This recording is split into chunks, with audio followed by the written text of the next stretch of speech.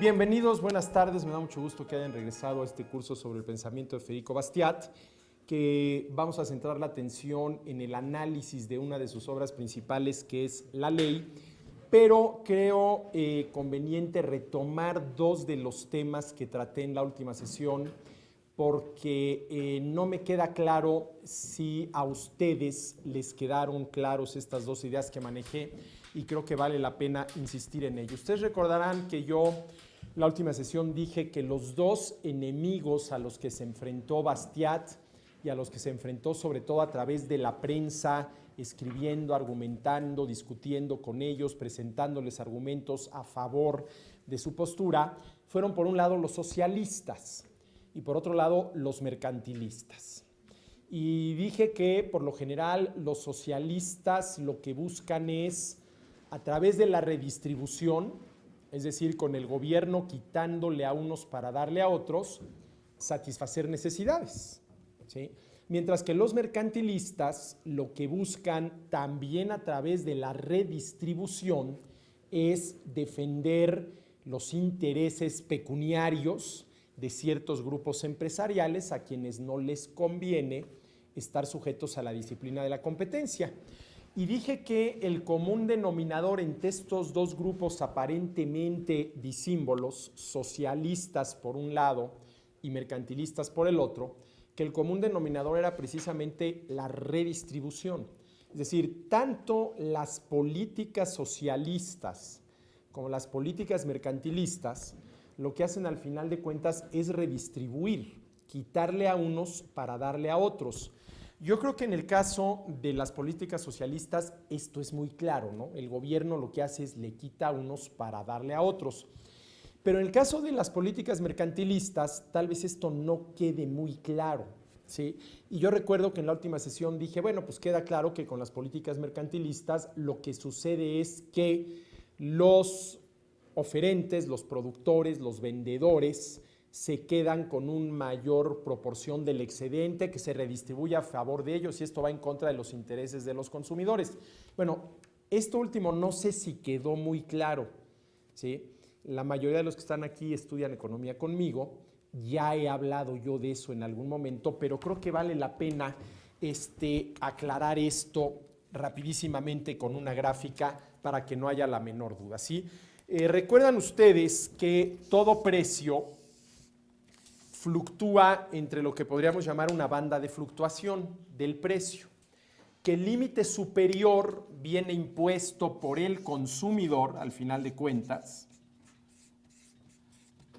y en concreto por el precio máximo que ese consumidor está dispuesto a pagar por el producto que se le está ofreciendo. Y queda claro que con relación a todos los bienes y servicios que se nos ofrecen en el mercado, hay un precio máximo por arriba del cual no estamos dispuestos a comprar. Que en la gran mayoría de los casos no sepamos cuál es ese precio máximo, no quiere decir que no exista ese precio máximo.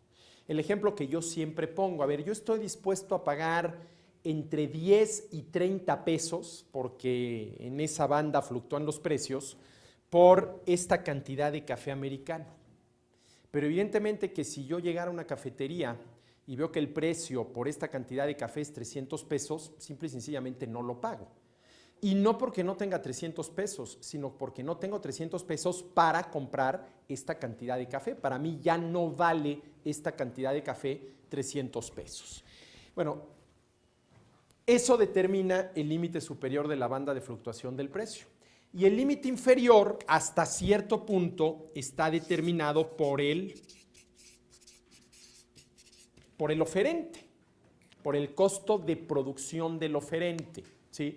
Si bien es cierto que muchas veces un oferente puede verse obligado por las circunstancias a vender su producto a un precio por debajo de este límite inferior y entonces ya lo que hace es incurrir en pérdidas, ¿sí? Pero bueno, supongamos que el precio está fluctuando entre estos dos límites. Ahora, vamos a suponer que el precio de la mercancía que se trate está ubicado a este nivel y que los oferentes tienen competencia entre sí, que son varios oferentes que están compitiendo entre sí ofreciendo un bien sustituto como pueden ser refrescos de cola, ¿sí? Refrescos de cola, compitiendo entre sí. Ahora, vamos a suponer que uno de esos oferentes convence a quien haya que convencer, que se redacte y se promulgue una ley que le otorgue a él y nada más que a él el monopolio de la producción de refrescos de cola en el país. Y se redacta y se promulga esa ley que saca del mercado a todos los que hasta ayer, antes de que se promulgara la ley, eran competidores de este productor. Bueno, ¿qué es lo que va a poder hacer inmediatamente ese productor? Ya que no tiene competencia en el mercado y los consumidores ya no tienen la libertad de elegir a quién comprarle refrescos de cola, puesto que si quieren refrescos de cola no hay más que una, ¿sí? La del productor que logró vía una ley convertirse en monopolista. ¿Qué es lo que va a hacer inmediatamente este oferente? Pues va a subir el precio y lo va a subir lo más posible y en una de esas logra poner el precio en el límite superior de la banda de fluctuación, teniendo en cuenta que a este precio los consumidores todavía están dispuestos a comprar. Ahora, ¿dónde está el efecto redistributivo? Bueno, como podemos ver, siempre que hay un intercambio, hay un excedente de dinero que se distribuye entre los oferentes y los consumidores. Vamos a suponer que este límite superior sea 100 pesos y que este límite inferior sea 50 pesos. Bueno, en este caso hay un excedente de 50 pesos que se distribuye entre el oferente y el consumidor. Y cuánto del excedente le toque al oferente y cuánto al consumidor dependerá de dónde se establezca el precio. Por ejemplo, en este precio, vamos a llamarle precio 1, el precio de competencia, antes de que se promulgara la ley que le otorgó el monopolio en la producción de refrescos de cola al productor X.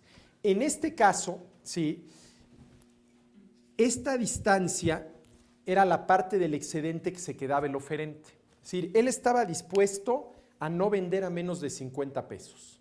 Logra vender, vamos a suponer que aquí sean 60, tiene un excedente, que estrictamente hablando es su ganancia extraordinaria, de 10 pesos. Y toda esta otra distancia es el excedente del consumidor. Estaba dispuesto a pagar hasta 100 pesos por lo que se le ofrece, paga nada más 60, se ahorra entre comillas 40. Bueno, en el momento en el cual ¿sí? Los legisladores redactan y promulgan una ley por la cual se le otorga a uno de estos productores de refrescos de cola el monopolio de esa actividad económica y ya no tiene competencia en el mercado, él puede subir el precio. ¿Sí? Vamos a suponer que lo sube hasta acá. ¿Qué sucede? Que si lo sube hasta acá, el excedente del consumidor se redujo en toda esta distancia.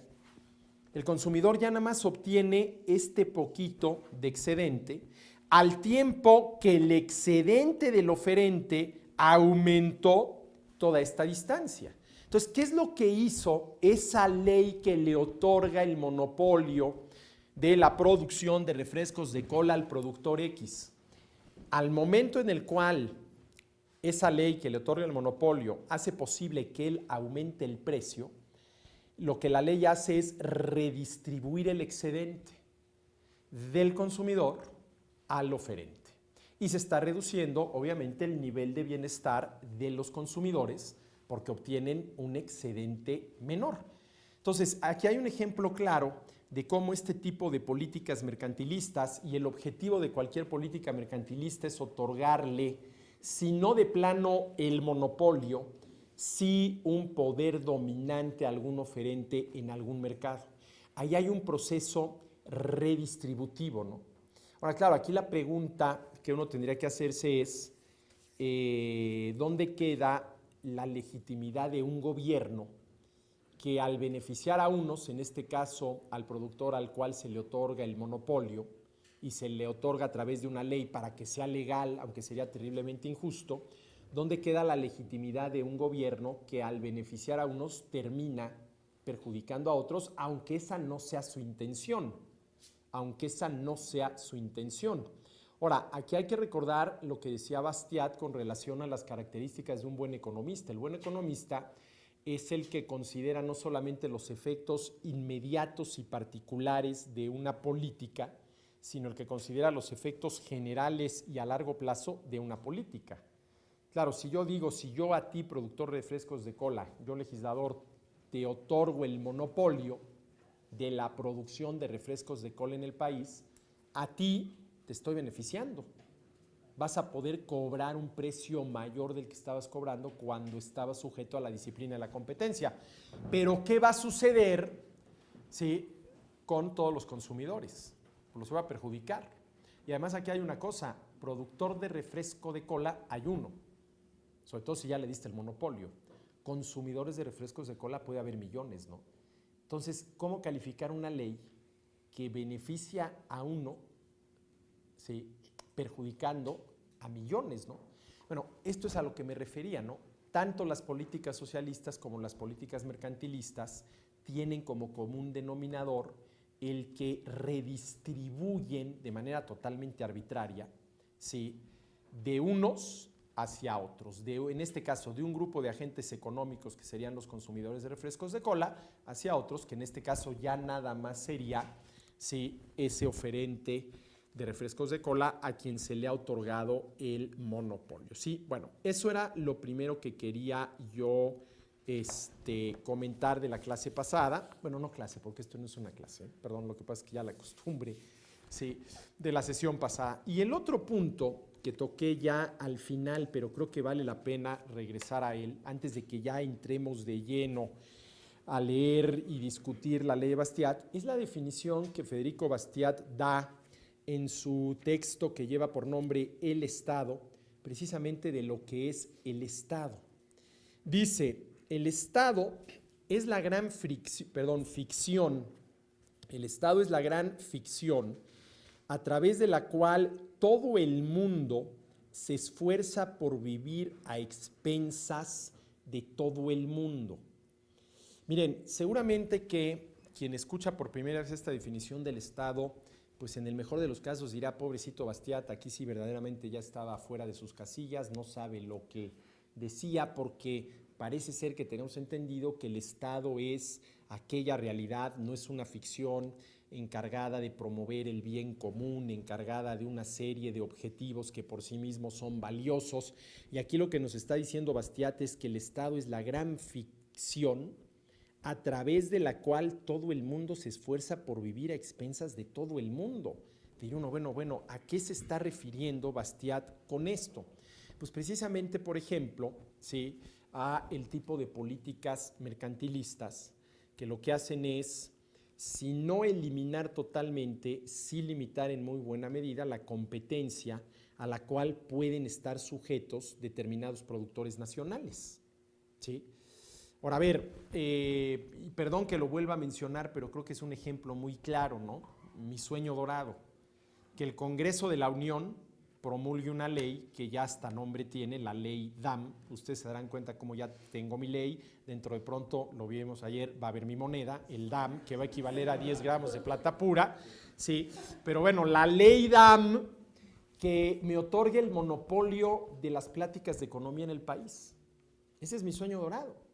Y es mi sueño dorado porque así conviene a mis intereses, porque si yo fuera el único que por ley pudiera dar pláticas de economía en el país, pues seguramente podría cobrar mucho más de lo que cobro teniendo la competencia de más de un conferencista que se dedica también a hablar de estos temas, ¿no?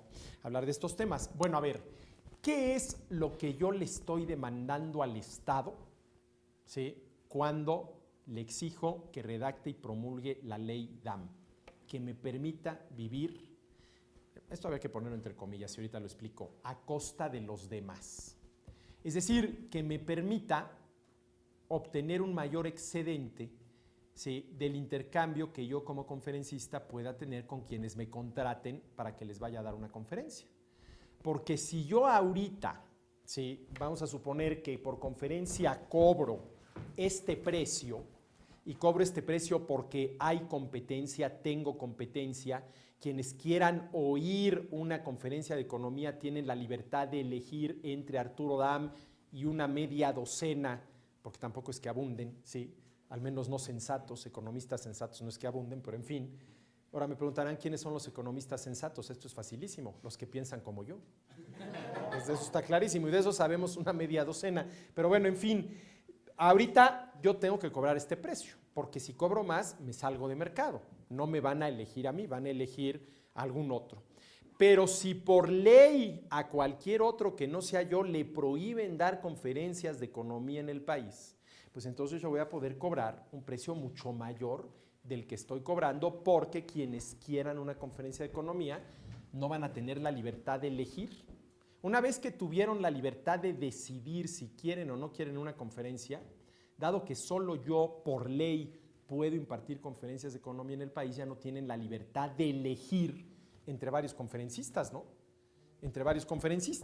Entonces, ¿qué es lo que yo le estaría demandando al Estado con esto de promulgar la ley DAM que me otorgue el monopolio de las pláticas de economía en el país, que me permita vivir a expensas de los demás? Ahora, a ver, ¿qué quiere decir a expensas de los demás? Que me permita cobrar un precio mayor del que tendría que cobrar si tuviera, como lo tengo ahorita, competencia en el mercado. Por ahí va la definición de Bastiat cuando dice que el Estado es la gran fricción a través de la cual todo el mundo se esfuerza por vivir a expensas de todo el mundo. Miren, ahorita en México lo estamos viendo y en las próximas semanas yo creo que esto va a arreciar. ¿A qué me refiero? A toda la discusión que se está dando ya en el Congreso de la Unión, en concreto en la Cámara de Diputados, porque como esto no es ley, no tiene que pasar también por la Cámara de Senadores, es nada más el proyecto de presupuesto de egresos de la Federación para el año 2012, que ahorita los diputados están discutiendo, analizando, tienen la capacidad de modificarlo y luego aprobarlo. Y estamos ya viendo una pasarela de lo que yo llamo clientelas presupuestarias, todos los grupos que quieren quedarse con un trocito del pastel, ¿sí?, demandando que por lo menos no les vayan a bajar el año entrante el presupuesto con relación a lo que ya tuvieron este año. Dios nos libre donde me quites un peso. Y en segundo lugar, pues que de ser posible, dado que de esa partida presupuestaria depende la salvación de la patria, pues a ver si me lo puedes aumentar. No tarda, por ejemplo, porque todos los años lo hace, ya se le ha vuelto a costumbre, en desfilar por esa pasarela el rector de la UNAM diciendo que pues hay de aquel que se le ocurra bajarle un peso al presupuesto de la UNAM y que lo ideal sería pues que le aumentaran más presupuesto a la UNAM. Bueno, ¿y qué es lo que al final de cuentas, y estoy muy consciente de que estoy hablando de la UNAM y de su rector, ¿sí?, estaría exigiendo el doctor Narro, rector de la UNAM? Pues que se le den más recursos. ¿Y de dónde va a sacar el gobierno esos más recursos? Del bolsillo de los contribuyentes, de quienes pagamos impuestos. No hay de otra. Y una cosa es que una universidad genere sus ingresos compitiendo con otras, cobrando colegiaturas, lo cual a los alumnos les da la libertad de elegir. Y otra cosa muy distinta es que, como sucede con las universidades públicas, estos literalmente le exijan al gobierno que les dé una mayor cantidad de dinero. Además, en el caso de la UNAM, por aquello de la autonomía, sin la más mínima obligación de por lo menos informar en qué lo va a gastar, cuáles han sido los resultados del gasto, si se van a lograr los objetivos, etcétera, etcétera, ¿no? Eso es a lo que se refiere Bastiat. Y si nosotros analizamos el marco jurídico de un país como México, y en concreto de una economía como la mexicana, nos vamos a encontrar cantidad de muestras de esto que dice Bastiat. El Estado es la gran ficción. Primero que nada, ¿por qué es la gran ficción? Porque, a ver, el Estado, y en concreto los gobiernos, no le pueden dar todo a todos. Hombre, ojalá y pudieran, miren, esto de veras que lo digo muy en serio, ojalá y pudieran darnos todo a todos. Sería como volver al paraíso. Yo me imagino que Adán y Eva tenían todo, ¿sí?, ahí a disposición, como si aquello fuera un buffet por el cual además no tenían que pagar entrada, ¿no?, y podían pasar por la mesa a servirse cuantas veces quisieran. Esto de veras que lo digo en serio, ojalá y el gobierno pudiera darnos todo a todos. El problema es que, dado el problema económico de fondo, que es el de la escasez, es que el gobierno no nos puede dar todo a todos. Por lo tanto, solamente le puede dar algo a algunos. Eso está clarísimo. Solamente le puede dar algo a algunos. Y la pregunta es, ese algo que le da a algunos, ¿de dónde lo sacó? Pues de los bolsillos de los otros. ¿Sí? Entonces, esos algunos a quienes el gobierno les da algo, ¿sí? Aunque no lo sepan, aunque no tengan claro lo que está sucediendo, están viviendo a expensas, en el mal sentido de la palabra, de los demás. ¿Y por qué digo en el mal sentido de la palabra? Si yo ahorita saco aquí una pistola y a punta de pistola los obligo a que me den todo el dinero que traen en su cartera, yo estoy viviendo en el mal sentido de la palabra a expensas de ustedes. Los estoy robando. Pero fíjense, ¿qué sucede en el mercado? Que el oferente vive a expensas del demandante, pero el demandante vive a expensas del oferente. Eso es un mercado. Las dos partes involucradas en un intercambio están viviendo uno a expensas del otro, ¿sí? Pero yo vivo a expensas de aquel a quien le compré la taza de café. Pero quien me vendió la taza de café vive a expensas mías, dado que el dinero que le pagué por la taza de café, él lo va a utilizar para ir a comprar un sándwich y poder vivir. Entonces, en el mercado todo el mundo vive a expensas de todos y además ese vivir a expensas de los demás es voluntario. Yo voluntariamente entro a una cafetería a comprar una taza de café y el cafetero me la vende, ¿sí? No sucede esto cuando se da la redistribución. Eso es lo que quiere decir Bastiat con esto de que el Estado es la gran ficción a través de la cual todo el mundo se esfuerza por vivir a expensas de todo el mundo, ¿sí? Y si nosotros analizamos lo que los gobiernos hacen hoy en día, y una buena manera de analizarlo sería simple y sencillamente revisar los presupuestos de egresos de los gobiernos, es decir, en qué gastan los gobiernos, nos vamos a dar cuenta clarísimamente de esto. Por ejemplo, en el caso del gobierno mexicano, a nivel federal, el gobierno federal, para el año entrante, el 10%, cierro las cifras, es 9.6, pero para cerrar las cifras, el 10% del gasto del gobierno el año entrante va a ser destinado a las dos tareas fundamentales de todo gobierno, que es garantizar la seguridad contra la delincuencia y de fallar, impartir justicia. 10%, ¿sí? Prácticamente un 60% va a ser destinado a desarrollo social. Es decir, para decirlo claramente, independientemente de cómo se haga, redistribución. Quitarle a unos para darle a otros. 60%. Y el restante 30% va a estar destinado a desarrollo social, que también supone quitarle a algunos, pero ya no, al menos no para darles directamente a otros, sino por ejemplo para construir carreteras, infraestructura de comunicaciones y transporte, todo aquello que apuntala el desarrollo social de un país, la infraestructura que necesita un país para, por ejemplo, ser más competitivo en materia económica. Pero el dato es muy interesante. Solamente el 10% del presupuesto de egresos de la Federación el año entrante se va a destinar a financiar tareas propias del gobierno. Propias del gobierno, ¿sí? Bueno, entonces, para entender lo que dice Bastiat en la ley, hay que tener presente, ya esto vamos a estar regresando una y otra vez, esta definición que da Bastiat del Estado al afirmar que es la gran ficción a través de la cual todo el mundo se esfuerza por vivir a expensas de todo el mundo, ¿no?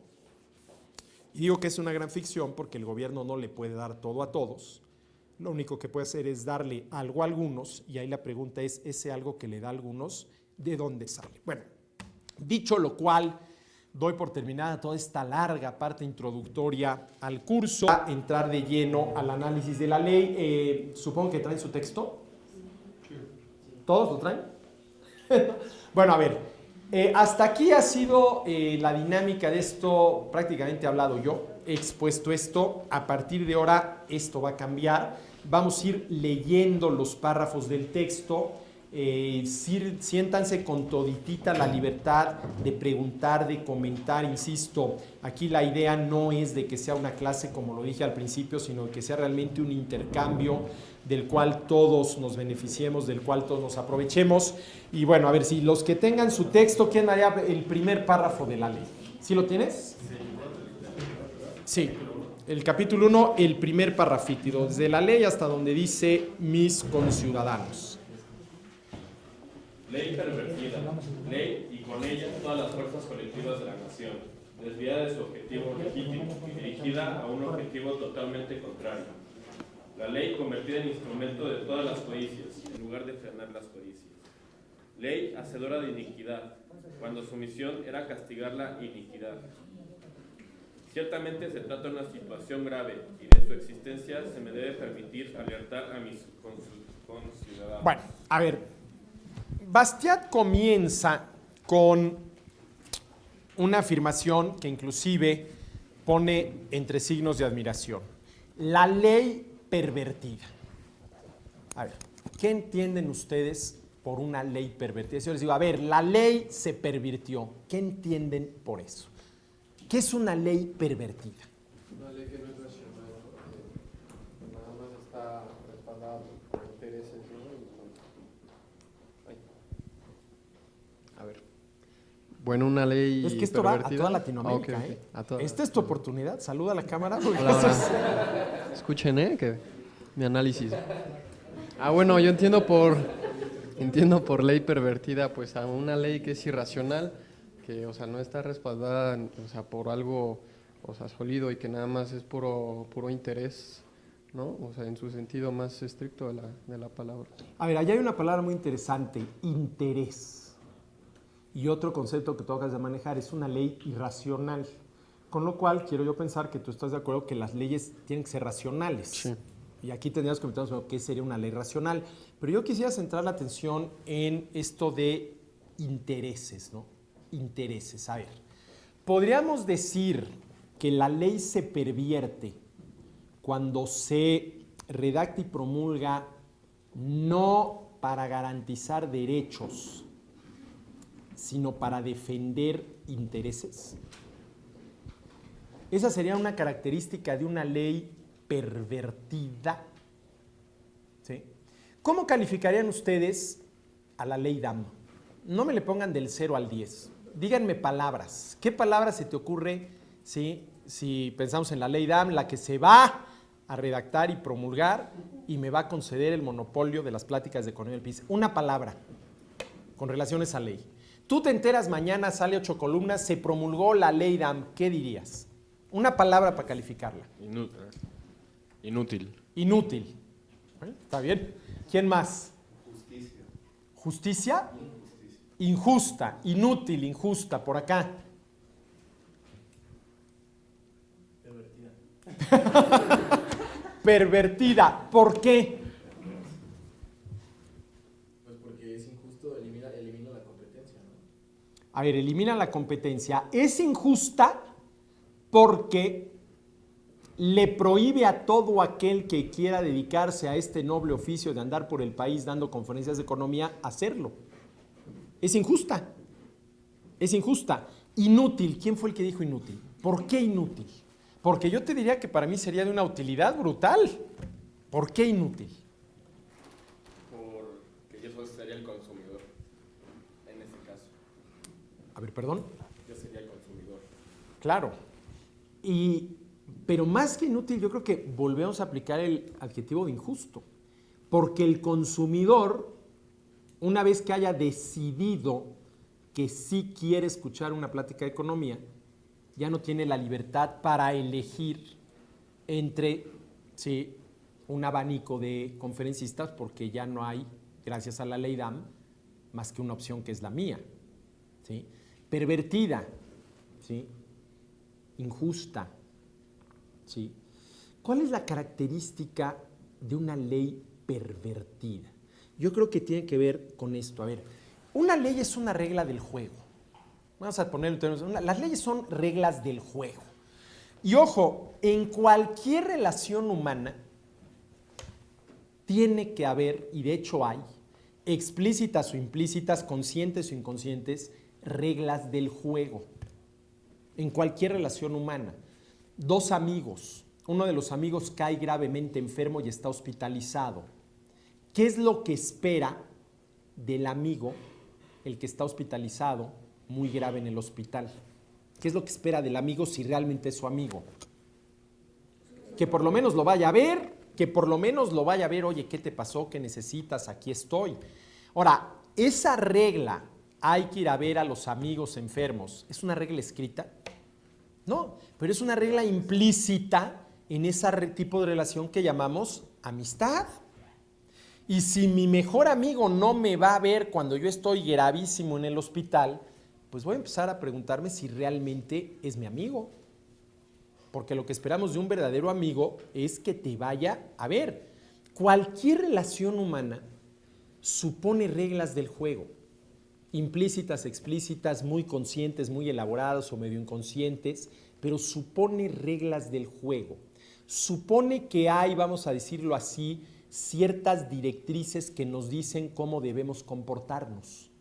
Cuando tu amigo cae enfermo, tienes que irlo a visitar. Eso es lo que va con la amistad, ¿sí? Eso es lo que va con la amistad. Cuando una pareja cumple años de novios, pues espera que mutuamente se den algún regalo. Y si nada más ella, y fíjense, ya estoy votando a favor de ustedes, es la que llega con el regalo y ay, mi vida, perdón, se me olvidó, pues hombre, no estás cumpliendo con las reglas implícitas de un noviazgo, ¿no? En fin, donde hay relaciones humanas, hay reglas. Tenemos que tener algunas directrices que nos digan cómo comportarnos, ¿no? Ahora, ya de manera más formal, cuando la colectividad va más allá de la pareja de novios, de un par de amigos, de un grupo de gente que se reúne todos los miércoles a jugar dominó en la casa de alguno de ellos, etcétera, etcétera, esas reglas tienen que ser escritas, ¿sí? Tenemos que tener muy claro cuáles son las reglas del juego, ¿no? Entonces, la ley son reglas del juego. ¿Y cuándo se pervierte la ley? Yo creo que una característica de una ley pervertida, a ver, lo voy a poner en estos términos. ¿En función de qué dos grandes objetivos creen ustedes que se pueden y se deben redactar las reglas del juego? Hay otros secundarios, pero hay dos grandes objetivos en función de los cuales se pueden redactar las reglas del juego. Está preguntando aquí Bastiat, es muy importante, y es una discusión que hoy en día se sigue teniendo. A ver, somos libres porque en la naturaleza humana está, sobre todo ya después de cierta edad, serlo y empezar a tomar decisiones y empezar a elegir. O somos libres porque hay allá alguna ley que nos otorga la libertad. ¿Somos libres por naturaleza? Somos libres por naturaleza. Ahora, a ver, ¿están seguros que somos libres por naturaleza? No, yo lo estoy, pero ya a lo mejor no queda muy claro esto, ¿no? Ahora, a ver, ojo, que seamos libres por naturaleza no quiere decir que no haya una cantidad enorme de elementos que de hecho puedan atentar en contra de nuestra libertad. Que seamos libres por naturaleza quiere decir que tenemos todo el derecho de luchar en contra de todos esos elementos que en la vida real pueden atentar en contra de nuestra libertad. ¿Sí? Que seamos libres por naturaleza no quiere decir que de hecho lo seamos. A ver, un esclavo es una persona libre por naturaleza, sí, aunque de hecho no lo sea, pues porque llegó uno más fuerte que lo esclavizó. Ahora, ¿qué quiere decir que ese esclavo sea libre por naturaleza? Que tiene todo el derecho, y yo me atrevo a ponerlo inclusive así, la obligación moral de luchar por liberarse, de luchar por liberarse. Y no hay nadie que le pueda decir, no, tú no tienes el derecho de luchar para quitarte tus grilletes. Que dicho sea de paso es, por ejemplo, lo que pensaba alguien como Aristóteles. Aristóteles, en el libro primero de la Política, justifica clarísimamente la esclavitud, de entrada, simple y sencillamente por cuestiones de tipo corporal.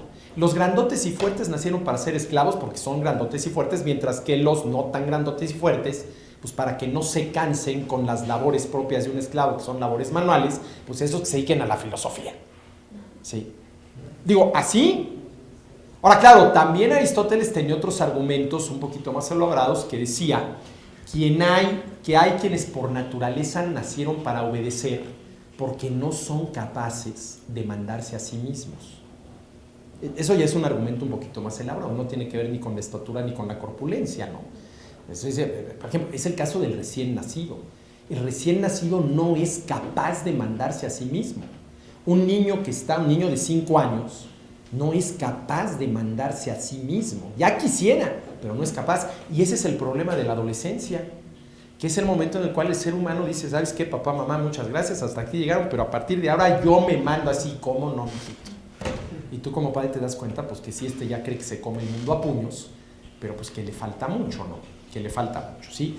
Entonces, ustedes dirán, bueno, pero ¿todo esto qué hoy en día? Vamos a poner un ejemplo. El artículo 25 de la Constitución Política de los Estados Unidos Mexicanos, vigente ahorita, dice: el Estado planeará, conducirá, coordinará y orientará la actividad económica nacional. Bueno, eso de entrada suena muy bonito por 2 razones. Lo que el Estado va a hacer es planear, conducir, coordinar y orientar, y lo contrario es la improvisación y el ahí se va, y por ese camino no llegas a ningún lado. Pues qué bueno que haya alguien que planee, conduzca, coordine y oriente. Y en segundo lugar, lo que el Estado va a planear, conducir, coordinar y orientar es la actividad económica nacional, de cuya buena marcha depende que sigamos comiendo los que lo logramos 3 veces al día.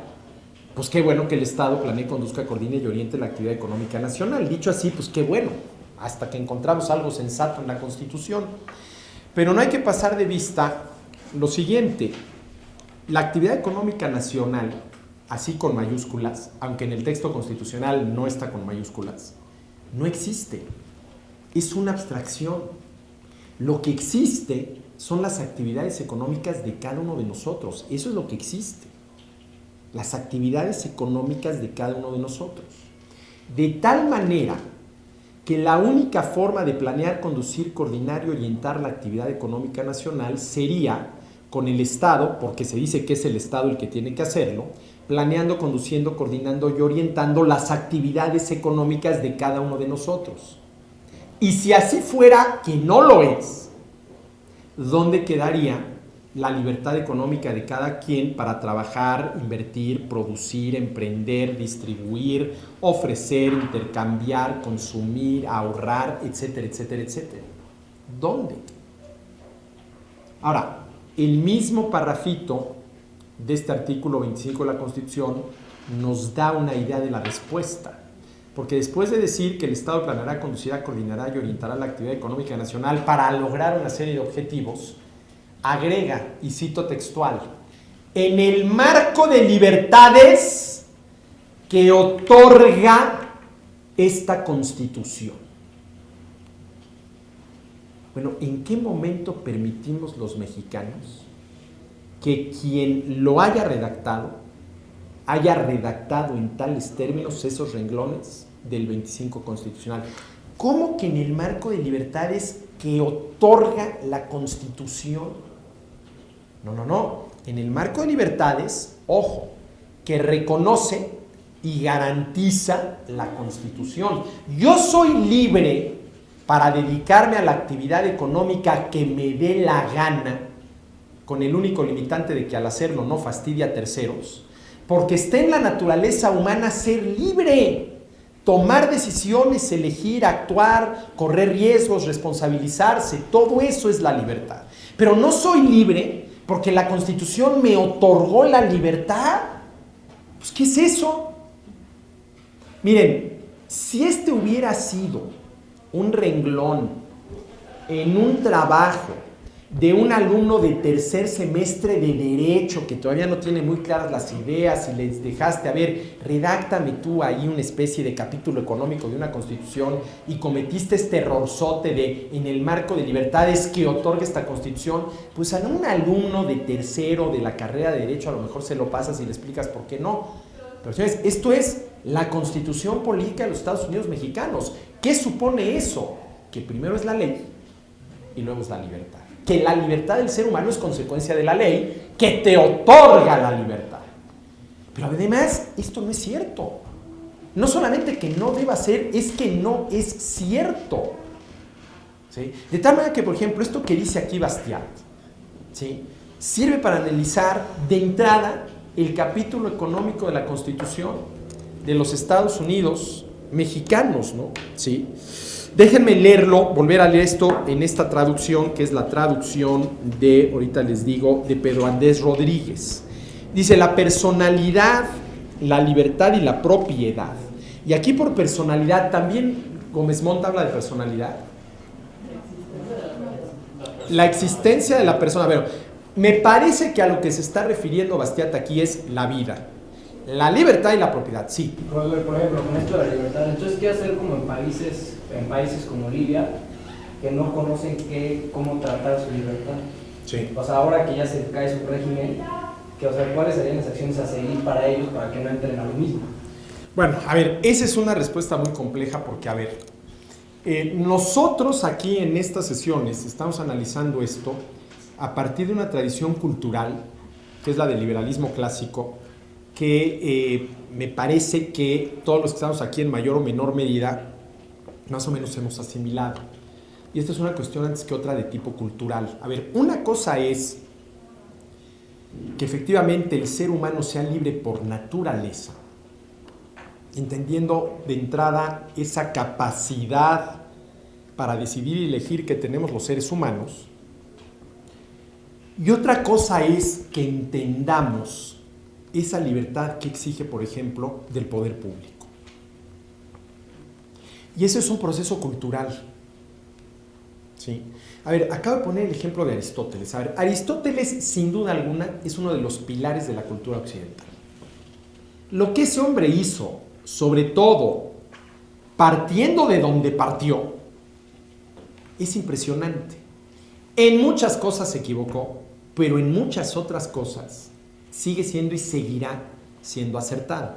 En esto de la esclavitud, obviamente, se equivocó. No hay personas que por naturaleza, ¿sí?, sean esclavos. Y menos por la razón que dijo Aristóteles, porque si así fuera, pues toda la NBA de los Estados Unidos, grandototes y fornidos, pues tendrían que ser esclavos, ¿no? El más chaparrito mide 2 metros y ha de pesar 120 kilos. El más enclenque, ¿no? Pues todos los jugadores de básquetbol de la NBA tendrían que ser esclavos, ¿no? Entonces aquí hay una cuestión. Todo esto es un proceso cultural, ¿sí?, que lleva mucho tiempo asimilarlo. Que lleva muchísimo tiempo asimilarlo. Es más, y perdón que entre ya aquí en confesiones personales, ¿no? Pero, a ver, yo llevo dándole vueltas a estas ideas, a ver, ya sistemáticamente, de 1980 para acá. ¿Qué quiere decir sistemáticamente? Buscando literatura, leyendo, escribiendo, discutiendo, alegando, etcétera, etcétera, 31 años. Y efectivamente es muy interesante ver cómo mis posturas han ido variando. Es decir, vas madurando.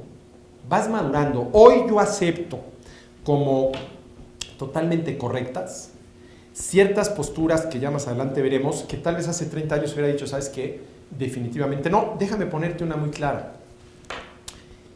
Y nada más la quiero mencionar, no quiero meterme ahorita a la discusión, el consumo de drogas.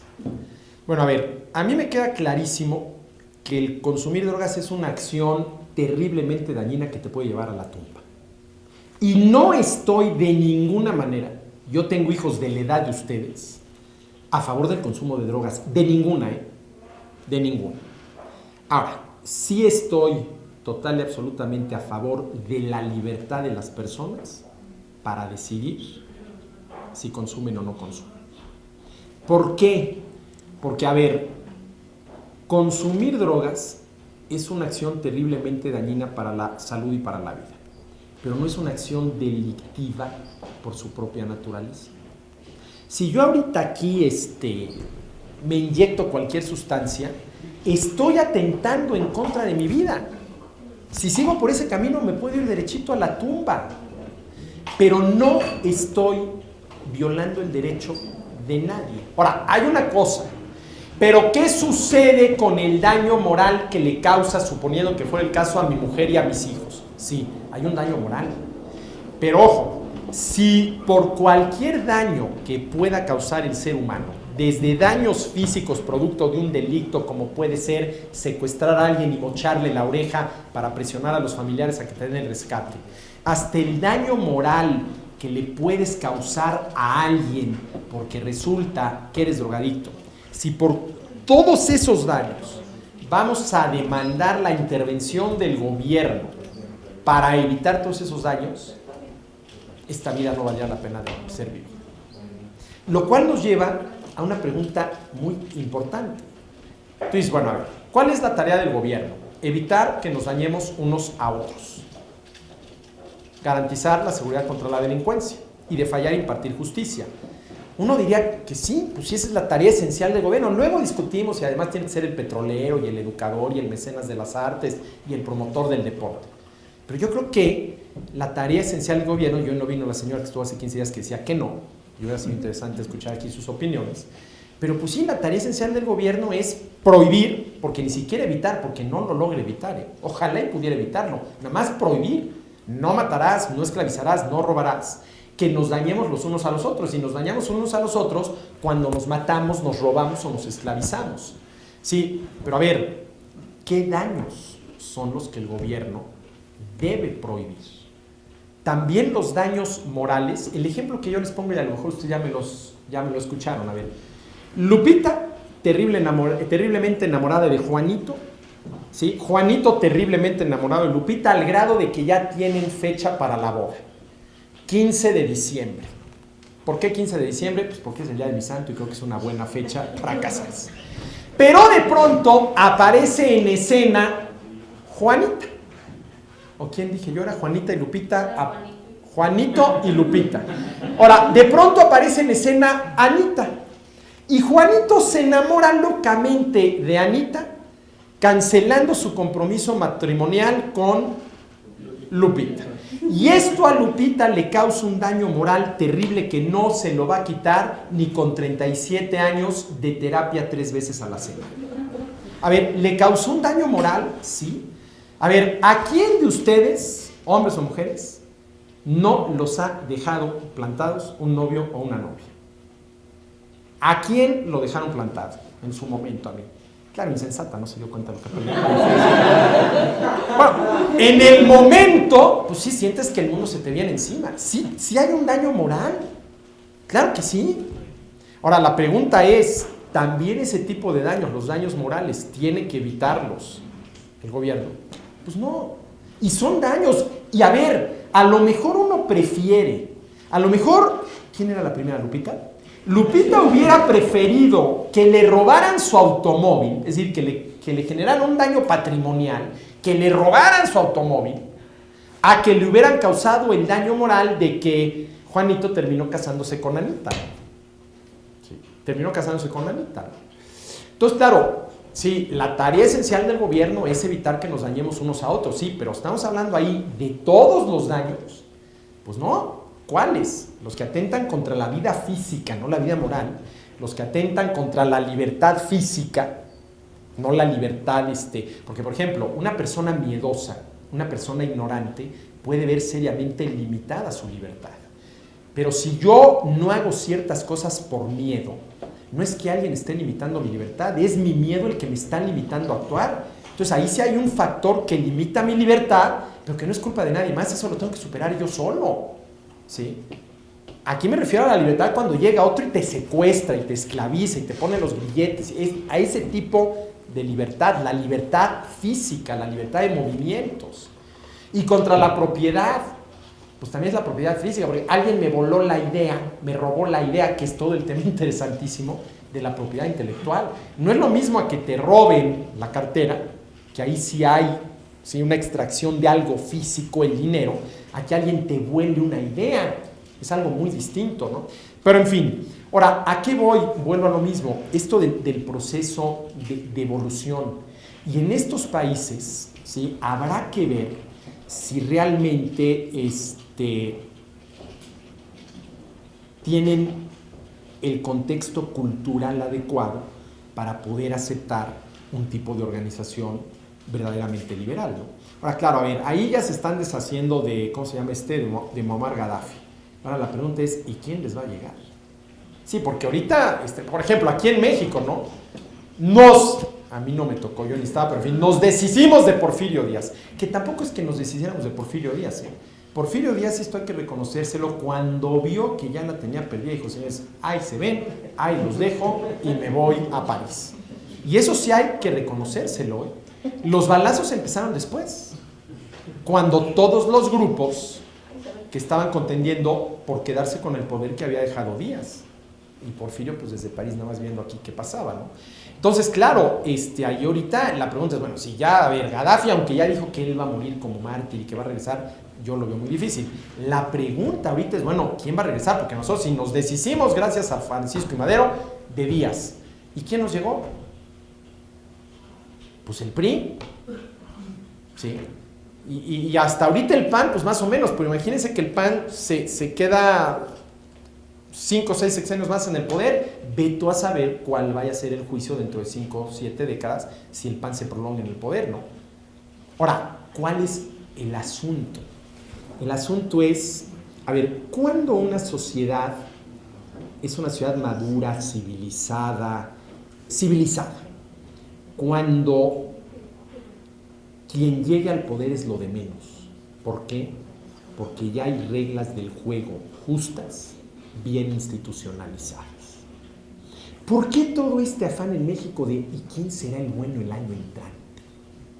¿Quién será? Como si todo dependiera del Señor, cuando las cosas deberían de depender de las leyes. Miren, Hume, creo que era Hume, decía que lo propio del ser humano es estar gobernado por leyes, no por hombres. No por hombres. Claro, en épocas de Alejandro Magno, ¿quién gobernaba? Alejandro Magno. En épocas de César, Julio, ¿quién gobernaba? Julio. En épocas de Napoleón, ¿quién gobernaba? Napoleón. No las leyes, aunque Napoleón nos heredó el código napoleónico, ¿no? ¿Sí? Entonces, claro, el día en que digas, mira, ¿qué más me da quien llegue? Porque aquí estas son las reglas del juego, son reglas del juego justas, cuyos 3 pilares son no matarás, no esclavizarás y no robarás, pues ya el que llegue es lo de menos. Con relación a estos países, esa es la pregunta. ¿Sí? Es la pregunta, porque insisto, esto todo es consecuencia de un proceso muy largo. A ver, ¿cuánto tomó en la tradición occidental, cuyos pilares serían Grecia, Roma, la cultura judeocristiana, como 3 pilares fundamentales, llegar a esto? Ahora, y tú me dirás, bueno, pero realmente hemos llegado a esto. A ver, en México realmente tenemos una cultura general liberal. A ver, mira, yo te diría que sí, por lo menos de boca para afuera, en lo político. A ver, ¿cuánta gente creen ustedes que por lo menos, sí, de boca para afuera, independientemente de lo que piense, diga, no, es que la democracia no es lo bueno es la dictadura.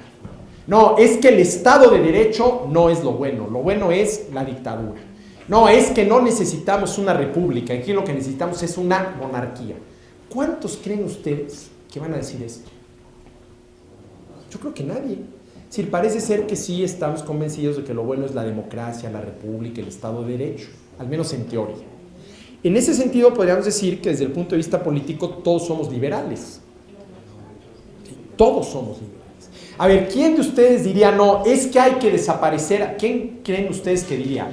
Hay que desaparecer a los 3 poderes, el ejecutivo, el legislativo y el judicial, y sintetizar todo el poder en el ejecutivo, de tal manera que el ejecutivo sea también el que haga las leyes y el que las haga valer. A ver, hoy en día el legislativo hace las leyes, el poder judicial las hace valer y castiga a quien las viola, y el ejecutivo pues hace todo lo que resta. ¿Quién creen ustedes que diría hoy no? Aquí lo que hay que hacer es eliminamos al poder judicial, eliminamos al poder legislativo, un presidente que sintetice los 3 poderes, que él haga las leyes y que además él se encargue de hacerlas valer. Bueno, esta división de poderes es típica del liberalismo político. A ver, ¿dónde empieza el liberalismo político? Con Thomas Hobbes. Thomas Hobbes, el filósofo inglés, aquel famosísimo de... A ver, ¿cuál es la frase famosísima por la cual todo el mundo conoce a Thomas Hobbes? El hombre es el lobo del hombre. El hombre es el lobo del hombre. El principal peligro para el hombre son los demás hombres. Y esto es ciertísimo, ¿eh?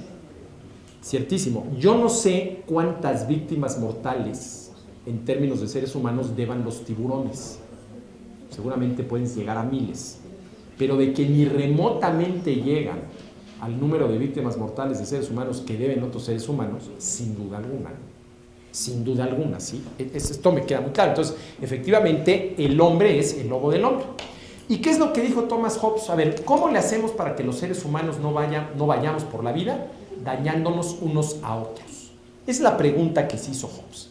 Y dijo, pues muy sencillo, hay que crear un grupo de gente, hombre, lo estoy diciendo de manera muy sencillita, pero la idea es esta, hay que crear un grupo de gente con un poder tal, lo suficientemente fuerte, como para meterle miedo al resto del castigo al que se harían acreedores donde tú vayas por el mundo fastidiando a los demás.